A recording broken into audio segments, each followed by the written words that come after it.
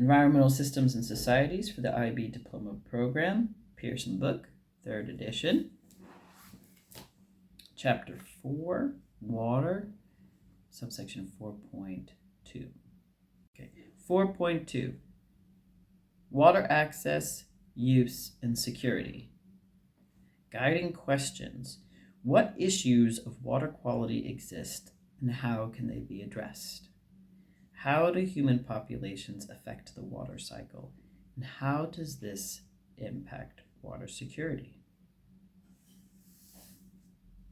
4.2.1, Water Security. Water security is having access to sufficient, enough, amounts of safe drinking water. Water security is a significant component of sustainable societies. So it's really important in a sustainable community to have access to safe water to drink, water that's not going to make you sick. Water security is the reliable availability of an acceptable quantity and quality of water for health. Okay, so it needs to be available, it needs to be there when you need it. There needs to be enough of it, and it needs to be of good quality for health, also livelihood and production, coupled with an acceptable level of water-related risks. Okay, so you need it for health reasons, livelihood, that means like your way of making a living, and production, that means producing things, generally speaking, like electricity or factories. But it also, there needs to be an acceptable level of water-related risks, such as flooding. Water security depends on water availability, clean water, sufficient funding, enough money, to develop water resources, and political stability. Water security also suggests access to water, sanitation, that means removing our personal waste when we go to the bathroom, having something to do with that. And hygiene. It's also connected to that. And being able to keep clean. And integrated water resource management, IWRM, integrated water resource management. Water security is the reliable availability of an acceptable quantity and quality of water for health, livelihood, and production, coupled with an acceptable level of water-related risks. Okay, so they've taken that sentence out and put it here in this little key terms box. This is probably pretty important. In contrast, water insecurity refers to a lack of availability of a sufficient amount of good quality water for livelihood, health, and the production of goods. Water insecurity and absence of water security can be caused by water scarcity, pollution, climate change impacts, natural disasters, poverty, and political conflicts. It can prove extremely difficult for countries or regions that lack water security to produce sufficient food for their population. So lack means not have enough. Okay? So if they lack it, they don't have it. Their economic growth can also be limited if they are unable to produce sufficient materials for production. So, you usually use water to be able to produce things. Like you need water to grow the cotton to make the clothes, for example. Or you need water to cool down the engines of the factory or the equipment of the factory, stuff like that. During the mid-2010s, over 25% of the world's population lived in water-scarce regions. Water scarce, that means places without very much water. This is projected to rise to over 40% by 2050. People are living in places where there is not enough water. Okay, so here we have a little blue box, figure 4.22a. Figure 4.22a, components of water security. And so we have this little infographic here with water security in the middle, and then you can see the 4 different components: availability, quality, access, stability. Several factors influence the sustainability of water security, as shown in this figure. Firstly, the temporal, means time, and spatial variability of water resources are important. So how much does the water resource vary over time and from place to place? Areas with year-round rainfall and perennial river flows and groundwater flows are much more sustainable than areas in which there are seasonal, which means temporal, variations in water availability and spatial, locational variations in water supply. Okay, so areas where the water is only in certain places or only comes certain times of year have less water security. In addition to the annual variations in water supply, there are long-term changes, such as the mega drought experienced in western USA between 2000 and 2021. Okay, and then we have figure 4.22b, which is the Global Water Security Index. Figure 4.22b shows variations in water security. The highest water security is found in high-income countries, in high latitudes such as Canada, Sweden, and Finland. In contrast, the lowest water security is found in low-income countries in relatively dry areas such as the Sahel region south of the Sahara and in northern India. Secondly, poverty has a major impact on the development of water resources. Some wealthier countries are better able to develop water resources than poorer countries, for example, using processes such as desalination. Desalination is the removal of salt from seawater to produce a clean drinking water. It is an important process in countries with limited freshwater availability, but with access to a coastline. There are 2 main types of desalination: reverse osmosis and thermal desalination. In reverse osmosis, seawater is forced through a membrane at high pressure, which allows water to pass through, but prevents any salt from passing through. Okay, so you put it through a filter that lets the water through without the salt. In thermal desalination, salt water is heated and the water is allowed to evaporate. The water vapor is then collected, condensed, and converted into fresh water. So when you boil water or heat it and you've got this evaporation, the salt doesn't come with it. The salt stays behind. Just the water comes up. And then you can condense it, which means make it back into a liquid, remember? Moreover, some countries have a physical environment that may be more difficult to develop. For example, mountainous areas, remote areas, areas underlain by permafrost, and small islands. So it's difficult to develop the water resources there. Increasing global climate change is leading to heavier precipitation. Remember, that's snow and rain, and other types of water coming from the sky, in some areas and drier conditions in others. It is also causing changes in the frequency, how often, and magnitude, how big, of floods. Increased severity of droughts, that's when you don't have enough water, when it doesn't rain. Increased hurricane activity and increased occurrence of wildfires.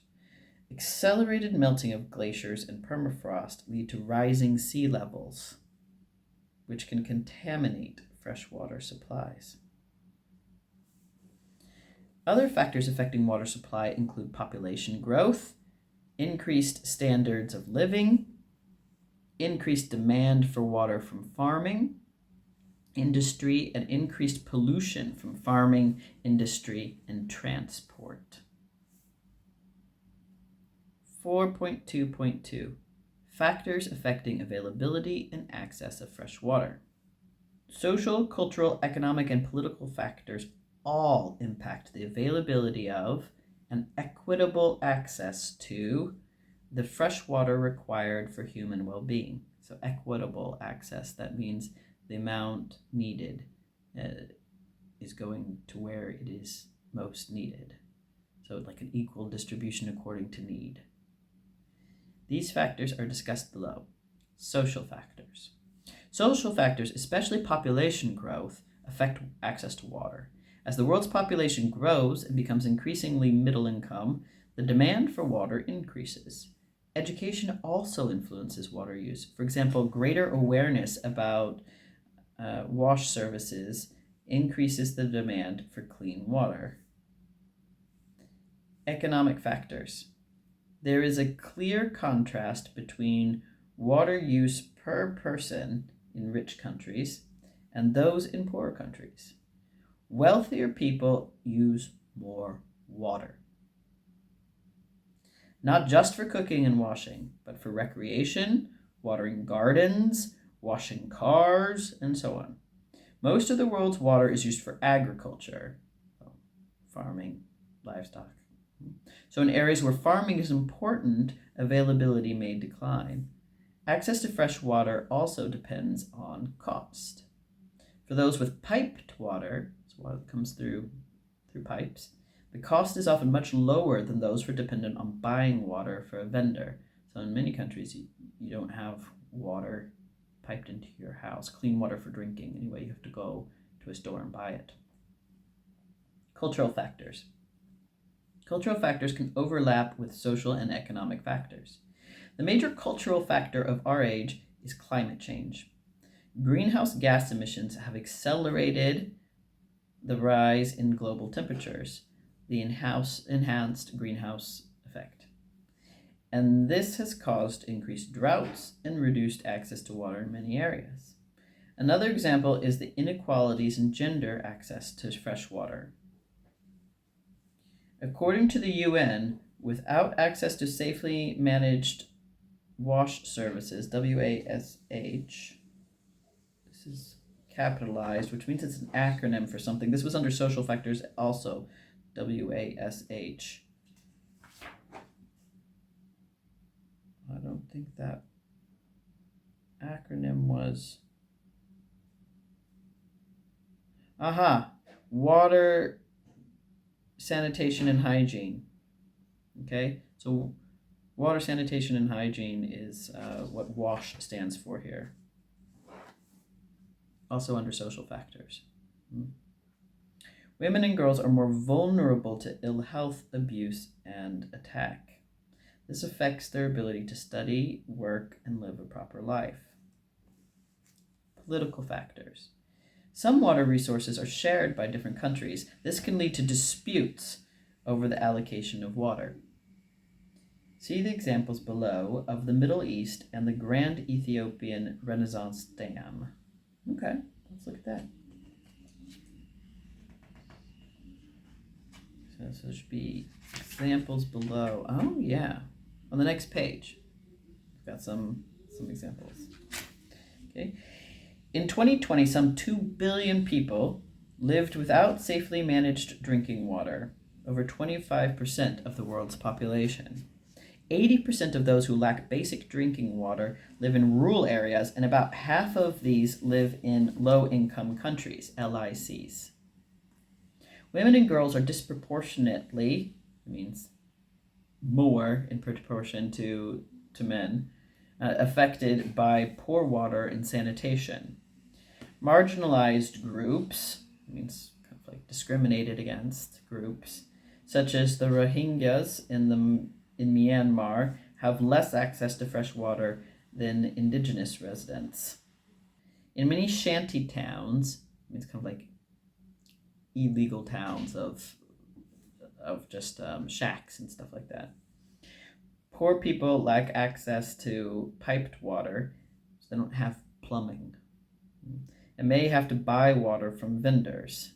So places where people live in a bunch of shacks kind of pushed together, there's no systematic plumbing infrastructure, so they have to buy water. For example, in Port-au-Prince, Haiti, Surveys showed that households connected to the water system typically paid around $1 per cubic meter of water, whereas some unconnected to the mains water, so the main water system, were paying between $5.50 and $16.50 per cubic meter. That's a big difference. In Lima, Peru, some poor families on the edge of town were paying 20 times more than families connected to the mains. So when they talk about the mains, they're talking about the plumbing system, the city's water. In Jakarta, Indonesia, some residents were paying as much as 50 times that of those connected to the water mains.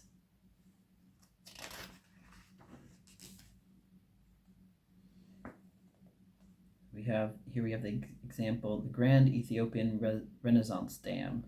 Built on the Blue Nile, the Grand Ethiopian Renaissance Dam, or GERD, is Africa's largest dam. You can see it in figure 4.26.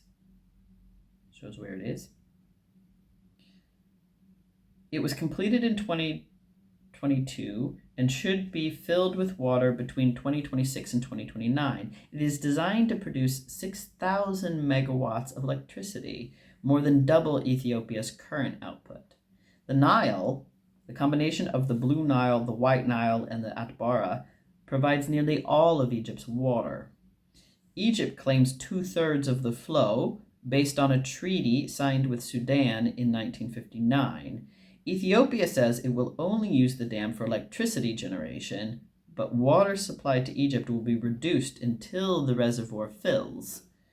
The three countries all have growing populations, and there is no longer sufficient water to satisfy all the needs of the people in the three countries. So you can see why this is a political issue. In the USA, some farmers have overexploited, that means overused, freshwater resources because they did not have to pay for their use. This has led to several aquifers, such as the Ogallala aquifer, becoming depleted. Okay, the aquifers are the water that is in porous rock, deep in the ground. Okay, so they've overused the groundwater because they could take it out for free. Similarly, aquifers under the Sahara and Arabian deserts have been overused to produce short-term economic benefits for farmers and the government. As a result, the amount of water available in many areas is falling. The negative impacts of this can vary depending on income and the country in which a person lives. 4.2.3 Human use of water. Human societies undergoing population growth or economic development must increase the supply of water or the efficiency of its utilization. That makes sense, right? So if you have more people who need to drink water and bathe and whatnot, or you have economic development, which means people are using more water than they used to use, or you've got factories being built that use water, or you're developing your agricultural sector and need more water there. Water is used for domestic purposes. Domestic means household, so stuff in your house or your home, washing clothes, washing dishes, washing yourself, drinking. For irrigation means watering plants or watering animals, like bringing water from the rivers to your agricultural uses. For irrigation and raising livestock in agriculture. Okay, they're calling that two separate things. Or I guess in this case, they're using irrigation just to mean plants.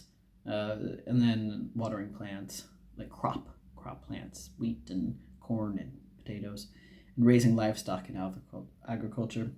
So water to your cows and your pigs, and for industry. So a lot of factories use a lot of water. Human populations require water for home use, drinking, washing, and cooking, agriculture, irrigation and livestock, industry, manufacturing, and mining. Oh yeah, mining is also a good example.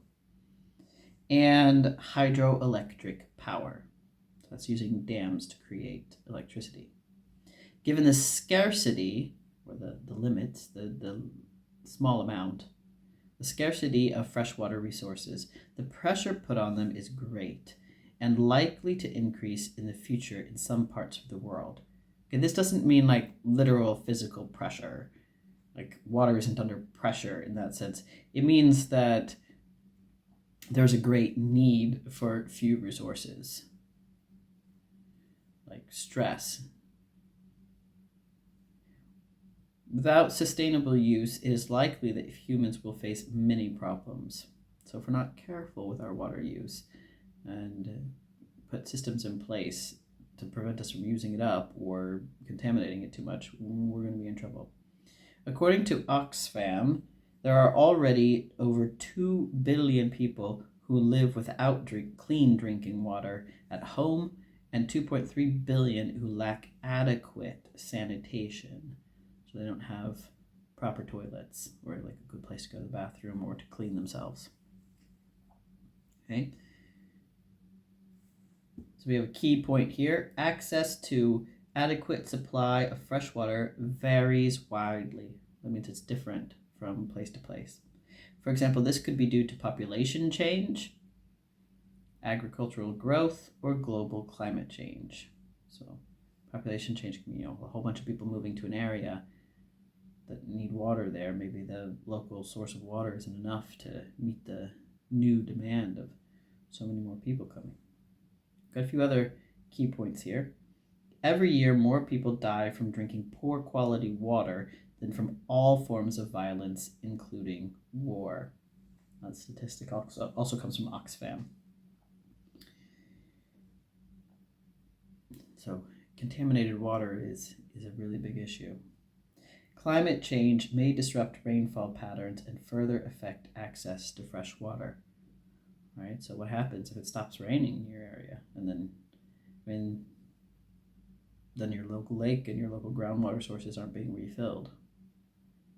As population, irrigation, and industrialization increase, the demand for water increases. Okay, and here we have figure 4.27, projected water stress. So this is like a prediction, a forecast, how they think that the demand on water is going to look. Okay.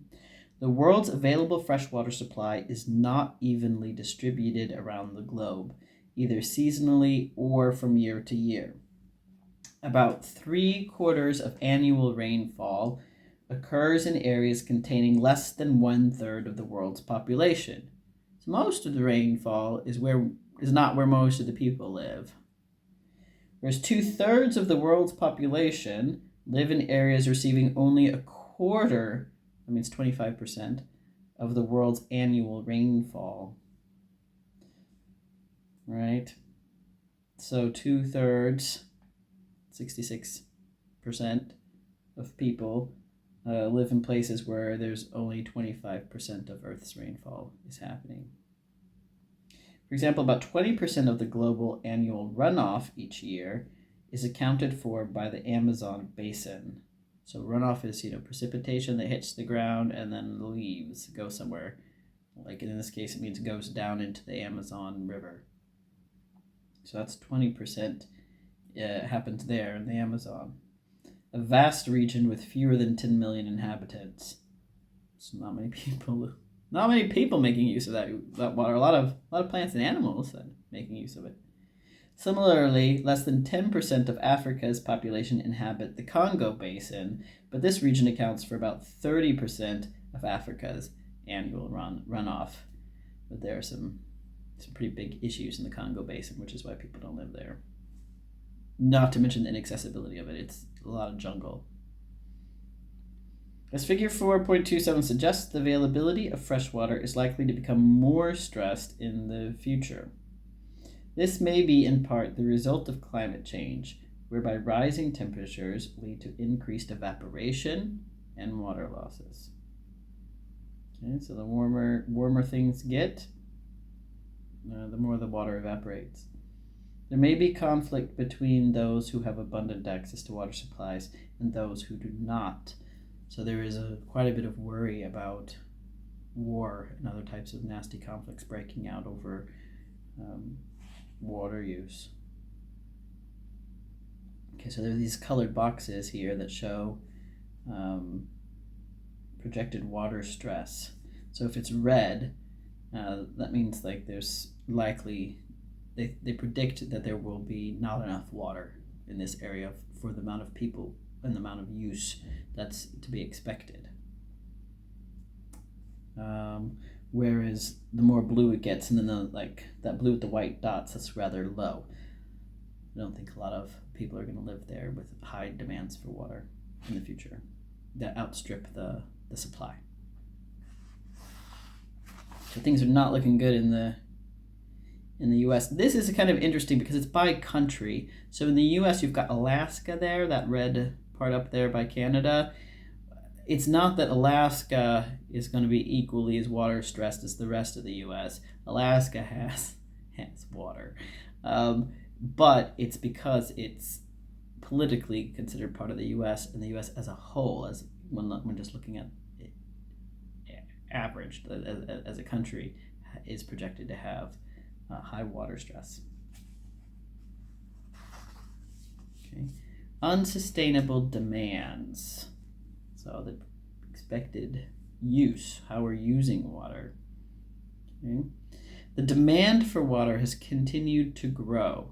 The demand is like how much people want to use it. Throughout the industrial period, and is still expanding in HICs, high-income countries, middle-income countries, MICs, and low-income countries, LICs. Increased demand in MICs, middle-income countries, is due to expanding populations, rising standard of living, changing agricultural practices, and expanding industries. Okay, so more people, more factories, people living in nicer homes with cars and wanting stuff. In HICs, people require more water because they wash more frequently, they water their gardens, they wash their cars, and so on. Overall, a general increase in water use per person increases the demand further. Water is a finite resource. That means there's only so much of it. Once we use it, it's gone. Okay, so it's a finite resource. So the opposite of finite is infinite. An infinite resource has no end. It just goes on and on. Finite is the opposite of that. It means that there's only a certain amount. And some countries are reaching their resource availability limits. Existing water resources, therefore, need to be managed and controlled more carefully, and new water resources need to be found. As world population and industrial output have increased, the use of water has accelerated, and this trend is projected to continue. By 2025, the global availability of fresh water may drop to an estimated 5,100 cubic meters per person, a decrease of 25% compared to the year 2000. Rapid urbanization, that means people are moving to the cities more and more and more compared to before, results in increasing numbers of people living in urban shanty towns where it is extremely difficult to provide an adequate supply of clean water or sanitation. So when you have these really poor areas of shacks that are all piled up together in cities where there's no infrastructure already built for plumbing, basically, for delivering healthy, clean water and taking away waste, bodily waste. Water availability is likely to decrease in many regions. For example, 300 million people in sub-Saharan Africa. So sub-Saharan, that means south of the Sahara Desert. So you have northern Africa, which is north of the Sahara Desert, and then below that you have, it's south of there, you have sub-Saharan Africa. Live in water-scarce environment, so very little water. Climate change can lead to water stress in many areas. Central and Southern Europe are predicted to get drier due to climate change. HICs, high-income countries, are tending to maintain or increase their consumption of water. although an increasing proportion of this water is embedded in agriculture and in manufactured products. Okay, so it's not domestic use. It's not how we're not using more and more water at home. We're using more and more water in greenhouses or raising animals or building IKEA furniture. The average North American and Western European adult consumes 3 cubic meters of water per day, compared with an adult in Asia who consumes around 1.4 cubic meters water per day, and an adult in Africa who consumes around 1.1 cubic meter water per day. Figure 4.28, water use in the 2 main income groups of countries and in the world. Okay, so in the world, agricultural use is about 70%, whereas in high-income countries, it's almost 60% is industrial use. Whereas in low-income and middle-income countries, it's like 82% is agricultural use. That's where most of the water's going. Global water requirement is increasing due to population growth, the increasing proportion of middle-income populations, and changes in their diet, urbanization, climate change, and a growth in tourism and recreation.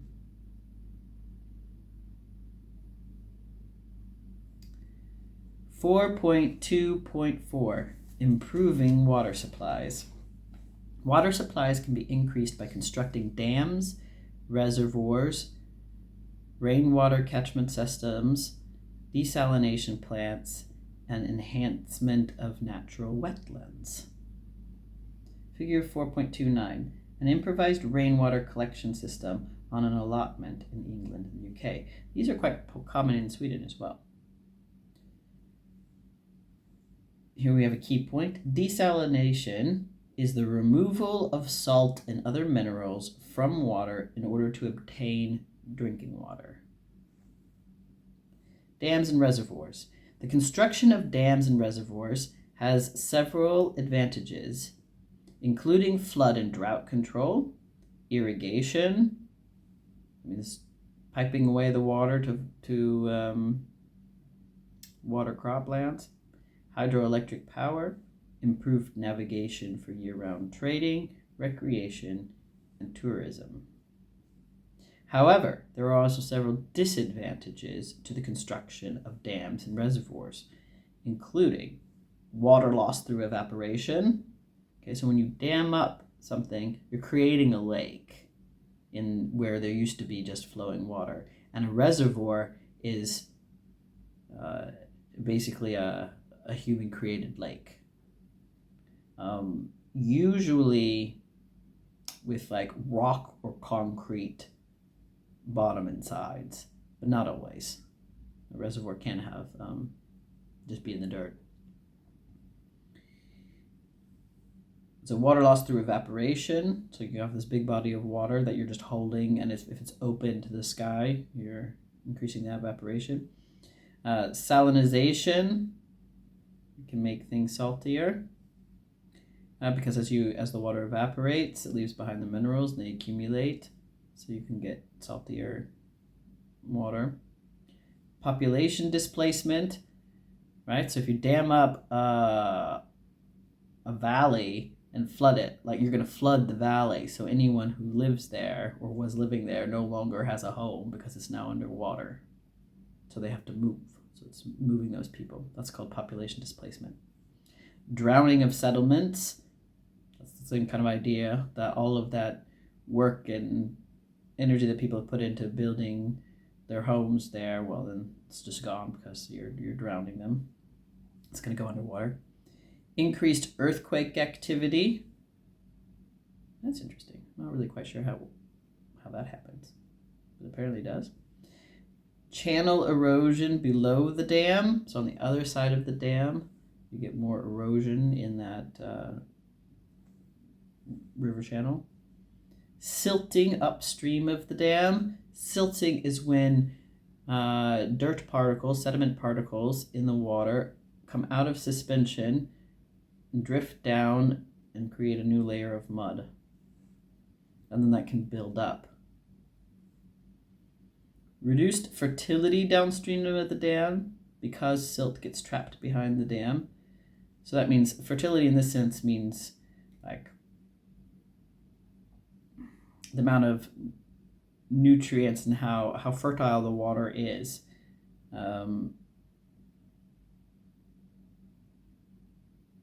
Let's see, because of the silt. So some of that silt that carries with it organic matter. Okay, so like they carries with it like like fish poop and dead fish and all this little organic matter that goes down and decays. If it silts up on one side of the dam, then it's not being carried through to the rest of the river, or the rest of the river basin. Increased potential for diseases such as malaria and schistosomiasis. Guessing on the pronunciation there. Okay, so because when you have like still water, that's breeding grounds for mosquitoes. Mosquitoes carry malaria, which is an infectious disease that is not fun. It's a parasite. Okay. Figure 4.30. Rainwater catchment methods. So this is about rainwater harvesting. Take a look at that. Rainwater catchment systems refer to the systems used in the collection and storage of rainwater. These can vary in size from large-scale dams to small-scale water butts. Water can be filtered to improve its quality. It can then be stored in tanks, wells, boreholes, or used to recharge groundwater. So that means being put back into the groundwater. They do something like that in Uppsala. The water may be used for drinking, cooking, washing, irrigation, and cooling by households, schools, hospitals, farms, and some industries. There are several advantages of rainwater catchment systems. So catchment means, catch. Got it? So catching the rainwater. They can be used to supplement, so add to, the main water supply, and provide water in areas where the supply of water is seasonal. So if you only get water in the rainy season, you can store it and then use it in the dry season. They can also reduce pressure on the mains supply and reduce the cost of water by increasing supply. Okay. For example, at Frankfurt Airport in Germany, the rainwater is collected from airport terminal roofs, so the airport buildings from the roofs, and stored in tanks in the basement. The water is then used for flushing toilets, cleaning air conditioning units, and watering plants. So they catch some of that water. Instead of it just running off into storm drains and going off into the rivers, they catch it. Rainwater catchment can be used to reduce soil erosion by decreasing the amount of overland flow. Okay, so if you catch, kind of like the way trees catch water, well, people can also catch it, and then there's less of it washing over the land. However, there are some drawbacks to these systems. Some types of rainwater catchment systems, notably large dams, are very expensive and can have negative ecological consequences. They depend on the amount of rain that falls also. Rainwater collected from roofs may contain dust, pesticides, and pollutants such as animal feces. Filtering of the rainwater can improve the quality, although filters can be expensive. In Thailand, about 40% of rural households, so homes in the countryside, rely on rainwater catchment systems. They're also widely used in parts of India, such as Tamil Nadu, where they are compulsory, so everyone's required to have them there, and Rajasthan. Rainwater catchment systems are also encouraged in new buildings in cities such as Mumbai and Bangalore. Stored rainwater can become contaminated, saline, it can get salty, and or brackish over time. Brackish also kind of means salty. Key idea. Around 4% of the world's population depend on desalinated water to meet their daily needs. Remember, that's water where the salt has been removed. Salt minerals have been removed. This is predicted to rise to around 14% by 2025. In 2023, there were over 20,000 desalination plants in operation, producing around 10 million cubic meters of water daily for some 300 million people. Desalination and reverse osmosis. Desalination is the removal of salt and minerals from seawater and salt marshes. Salt marsh is like wetlands. It's like land that has got water on it, kind of in the plants and it's like swamps type stuff. So salt marsh is to produce water that is fit for human consumption, which is also called potable water. So clean drinking water is called potable water, and for irrigation. Reverse osmosis is a method of desalination using a semi-permeable membrane, so a type of filter. Reverse osmosis technology requires a great deal of energy to force salt water against the membranes that contain pores that are small enough to let fresh water through while holding salt ions back. Hence, it is very costly. So you have to shove the water through like a filter that has teeny tiny holes. Due to the high energy input, the costs of desalinating seawater are generally very high. However, new technology is bringing the cost of desalination down. The Sorek plant in Israel produces the cheapest water from salt water at a cost of about 60 US cents per cubic meter. This compares with $1 and 21 cents per cubic meter in Japan and 50 cents to $1 US money in the USA. Another problem related to desalination is the disposal of the salt that has been removed. What do you do with that? This often takes the form of a liquid known as brine, just like this kind of very salty water, that is added to the local ecosystems and can have negative impacts. Wetlands. In some places, rainwater may be harvested from lakes, rivers, and other natural wetlands. These can be very variable in the amount of water available and its quality. Here's a picture of a wetland. Wetland enhancement refers to increase or improvement in any particular function of a wetland. Examples include dredging, that's when you remove soil or sediment, or deepening to increase water storage, so you dig it out so that more water can be there. Restoring indigenous species, so maybe some plants or animals have been overhunted or overharvested or whatever and need to be brought back. And removing invasive species, so species that come from somewhere else in the world, don't belong there. 4.2.5, water scarcity. Water scarcity refers to the limited availability of water to human societies. Water availability may be limited by the actual abundance of water present, the physical water scarcity, or by the storage and transport system available. That's the economic water scarcity. Okay, so there might be water nearby, but if you can't get it, if you don't have access to it, it's still a scarcity, no matter how much it is. If you can't get to it, or it can't get to you, you don't have that infrastructure in place, those pipes and other systems. The level of water scarcity in a country depends on several factors, including precipitation, water availability, population size, affluence, that means the economic situation, the wealth, demand for water, the size of the country, level of technology available, affordability of supplies, and infrastructure. So, do people know how to build the pipes? Is there the material to build them? Are there people to build them? Is there money to build them?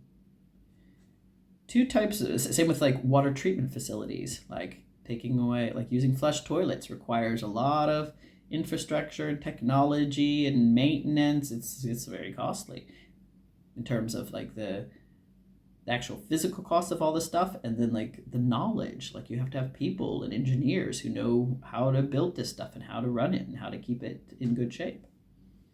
Two types of water scarcity occur in different areas of the world, where water consumption exceeds 60% of the usable supply.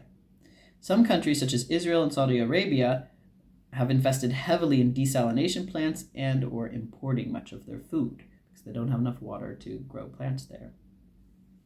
Economic water scarcity, where a country has sufficient water to meet its needs, but requires additional transport and storage facilities to get the water to where it is needed. Many sub-Saharan countries experience economic water scarcity and need expensive water development projects to store and transport water. Key concepts. This is the third time I'm saying the same thing. Physical water scarcity occurs where water consumption exceeds 60% of the usable supply. Physical water. Economic water scarcity occurs where a country has sufficient water to meet its needs, but requires additional transport and storage facilities to get the water to where it is needed.